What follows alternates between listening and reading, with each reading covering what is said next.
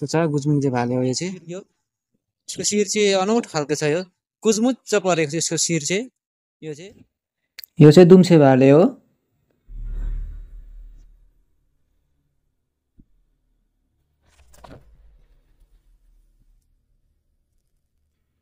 नमस्कार छ हजुरहरूलाई, फेरि पनि स्वागत गर्न चाहन्छु मेरो यो युट्युब च्यानलमा। मेरो च्यानललाई लाइक, सेयर, कमेन्ट अनि सब्सक्राइब गर्नुभएको होस् हजुरहरूले।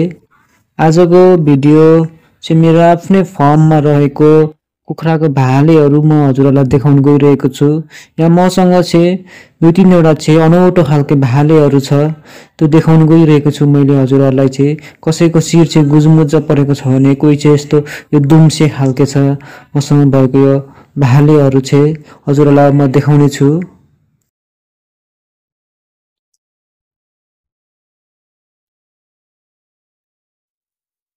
यहाँ यो देख्न सक्नुहुन्छ यसको शिर, यसको शिर चाहिँ अनौठो खालको छ यो, कुजमुच्च परेको छ यसको शिर चाहिँ। यो चाहिँ यो खालको भाले पनि छ मसँग चाहिँ। यसको बिउको चल्लाहरू चाहिन्छ भने हजुर भन्न सक्नुहुन्छ मलाई।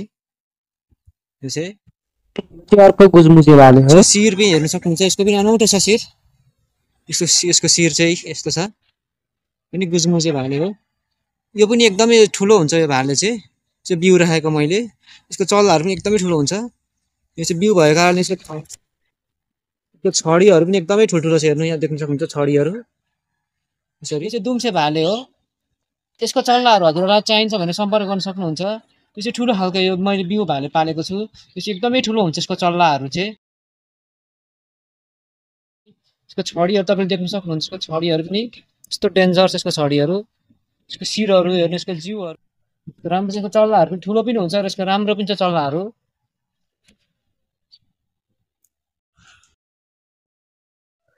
यसरी राखेको छु मैले चाहिँ मेरो फार्ममा चाहिँ कुखुराहरू, सबै खालके भेराइटीको कुखुराहरू भेला पारेर राखेको छु।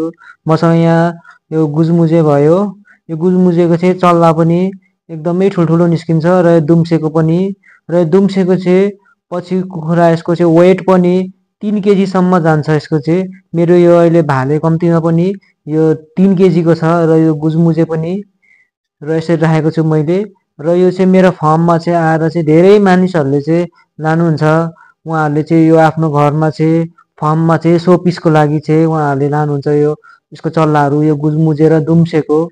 र तपाईँले देख्नुभएको जति पनि छ यो चाहिँ अब रातो भालेहरू पनि छ यहाँनिर। त्यो रातो भालेहरू भनेको चाहिँ बजारमा अहिले एकदमै डिमान्डमा आएको कुखुराहरू हो। र अहिले चाहिँ यो मैले अस्ति भर्खरै 700 रुपियाँ केजीले बेचेको छु यो रातो भालेहरू चाहिँ। यसको पुच्छरहरू पनि एकदमै राम्रो छ रातो भालेको चाहिँ। र यसको चाहिँ तौलहरू पनि एकदमै ज्यादा आउँछ। यो चाहिँ गुणस्तरको चल्ला हो, यो A ग्रेडको चल्ला हो मसँग यहाँ भएको चाहिँ। मेरो चाहिँ आफ्नै ह्याचरी छ र म चाहिँ आफैले पनि यहाँ उत्पादन गर्छु। र यहाँ मेरो फार्मदेखि चाहिँ मैले चल्लाहरू चाहिँ बिक्री वितरणहरू गरिरहेको छु। यस्तै खालके भालेको चल्लाहरू, यसको यो पोथी पनि यसको ठुल्ठुलो छ। यसको चाहिँ तपाईँहरूलाई चल्ला चाहिन्छ भने चाहिँ मलाई सम्पर्क गर्न सक्नुहुन्छ। र अहिले यो रातो भालेहरू चाहिँ बजारमा एकदमै डिमान्डमा आएको छ, एकदमै मार्केटमा चाहिँ खोजिरहेको कुखुराहरू हो।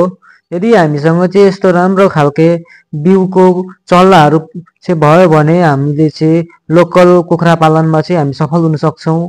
किन भन्दाखेरि यस्तो बिउको चल्लाहरू भनेको चाहिँ गुणस्तरको निस्किन्छ र पछि गएर तौलहरू पनि एकदमै ज्यादा आउँछ।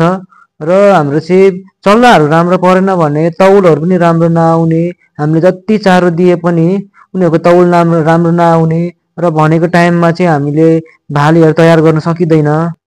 त्यही भएर हामीले चल्लाहरू हाल्दा एकदमै गुणस्तरको चल्लाहरू हाल्नुपर्छ। थोरै महँगो भए पनि पछि गएर हामीलाई चाहिँ भनेको टाइममा हामीले तिनीहरू तयार गर्न सकिन्छ। र यो चाहिँ डिलरहरू, फ्रेस हाउस, खोगीवालाहरूले चाहिँ एकदमै यो कुखुराहरू चाहिँ एकदमै डिमान्डमा आएको छ। यो कुखुराहरू एकदमै खोजिरहेको हुन्छ उनीहरूले।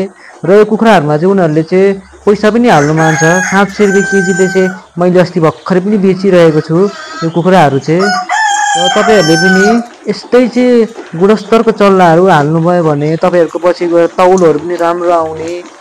यो कुखुराहरूलाई चाहिँ रोग पनि एकदमै धेरै कम्ती लाग्छ र यिनीहरूको इम्युनिटी पावर पनि एकदमै दह्रो हुन्छ। यो चाहिँ A ग्रेडको चल्लाहरू हो। र यिनीहरूलाई चाहिँ मैले आफैले पनि अनुभव गरेको छु मेरो फार्महरूमा। मैले चाहिँ यिनीहरूलाई एन्टिबायोटिकहरू चाहिँ चलाउनु परेको छैन खासै धेरै चाहिँ। यिनीहरूलाई मैले महिनै पछि रानीखेतको भ्याक्सिन र जुकाको दबाईहरू दिन्छु र एन्टिबायोटिकहरू चाहिँ मैले यिनीहरूलाई खासै चलाएको छैन। थुप्रो भयो मैले नचलाएको यिनीहरूलाई चाहिँ। यिनीहरूको इम्युनिटी पावर एकदमै बलियो पनि हुन्छ र तपाईँहरूले पनि यसो गरेर नै चाहिँ तपाईँहरूले राम्रो ग्रेडको चल्लाहरू हाल्नुभयो भने तपाईँहरूको छिट्टो यिनीहरू चारो खाएर छिट्टो बढ्छ पनि र तौल पनि यिनीहरूको राम्रोसँग आउँछ र तपाईँहरूले चाहिँ मार्केटमा चाहिँ अहिले जति पनि डिमान्डहरू आइरहेको छ एकदमै तपाईँहरूले त्यो डिमान्डहरू चाहिँ पुरा गर्नु सक्नुहुन्छ। रातो भालेको चाहिँ एकदमै मार्केटमा अहिले डिमान्ड छ, मान्छेहरूले एकदमै रुचाइरहेको कुखुराहरू हो, एकदमै खोजिरहेको हुन्छ। मेरोमा चाहिँ दैनिक जस्तो चाहिँ रातो भालेहरू खोज्नु चाहिँ आइरहेको हुन्छ। खुङ्गीवालाहरू भयो, फ्रेस हाउस भयो, डिलरहरू भयो, यिनीहरूले चाहिँ। र मैले चाहिँ चल्लाहरू पनि फर्महरूमा चाहिँ आफै उत्पादन गरेको चाहिँ चल्लाहरू दिइरहेको छु। उहाँहरूले पनि यसको चल्लाहरू चाहिँ राम्रोसँग हुर्काएर चाहिँ उहाँहरूले अहिले राम्रोसँग बिक्री वितरण गरिराख्नु भएको छ। उहाँहरूले फ्रेस हाउसतिर कुखुराहरू राम्रोसँग दिइराख्नु भएको छ। हजुरहरू पनि लोकल कुखुरा पालन गर्न इच्छुक हुनुहुन्छ भने हजुरहरूले गुणस्तरको चल्लाहरू हाल्नुहोस्। ए ग्रेडको चल्लाहरू हजुरहरूको ठाउँ कता छ, कहाँ पाउँछ, हजुरहरूले खोजेर चाहिँ हाल्नुहोस्। र भ्याक्सिनहरू चाहिँ महिनै पछि कुनै पनि नछुटाउनुहोस् र जुकाको दबाई पनि महिनै पछि दिनुपर्छ, कुनै पनि नछुटाउनुहोस्। र त जुकाको दबाई पनि दिने तरिकाहरू छ हामीले चाहिँ। र तपाईँहरूले चाहिँ दबाईहरू पनि कुन कुन दिने हो सबै चाहिँ हजुरहरूले जानकारीहरू चाहिँ लिएर चाहिँ पालन गर्नुभयो भने हजुरलाई लोकल कुखुरा पालनमा चाहिँ कहिले पनि घाटा हुँदैन। मैले आफैले पनि भोगिसकेको छु। म आफै पनि लोकल कुखुरा पालन गरिरहेको छु। म चाहिँ यो तरिकाले गर्छु। उनीहरूको चारो पानीदेखि लिएर भयो सबै भ्याक्सिनहरू म कुनै पनि छुटाउँदिनँ। र हजुरहरूले चाहिँ खोरहरू चाहिँ अलिक सफा राख्नुपर्छ, किनभने त्यो एमोनिया ग्यासको कारणले गर्दाखेरि कुखुरामा चाहिँ धेरै किसिमको रोगहरू आउँछ। जति धेरै कुखुरा हुन्छ त्यति धेरै नै रोगहरू हुन्छ। एमोनियाको कारणले गर्दाखेरि चाहिँ थुप्रो खालको चाहिँ रोगहरू आउने गर्छ खोरमा चाहिँ। आँखा पाक्ने भयो कुखुरालाई चाहिँ, जस्तै घ्यार लाग्नेहरू भयो, यस्तो खालको रोगहरू चाहिँ खोरमा आउँछ। हामीले सरसफाइमा अलिकति ध्यान दिनुपर्छ। भिरोनिलहरू, लाइफ ज्याकेटहरू जस्तो स्प्रेहरू पाउँछ बजारहरूमा चाहिँ। हजुरहरूले चाहिँ खोरमा चाहिँ निरन्तर हामीले चाहिँ हप्तामा 2 चोटि चाहिँ हान्नुपर्छ, स्प्रेहरू गरिराख्नुपर्छ। खोरबाट छिर्दा चाहिँ भित्र छिर्दा चुनाहरूमा टेकेर छिर्नुपर्छ। बाहिरको मान्छेहरूलाई चाहिँ भित्र छिर्नु दिनु हुँदैन। हामीले चाहिँ एकदमै चाहिँ ख्याल गर्नुपर्छ। एकदमै हामीले चाहिँ यो कुराहरू चाहिँ एकदमै हामीले फलो गर्नुपर्छ।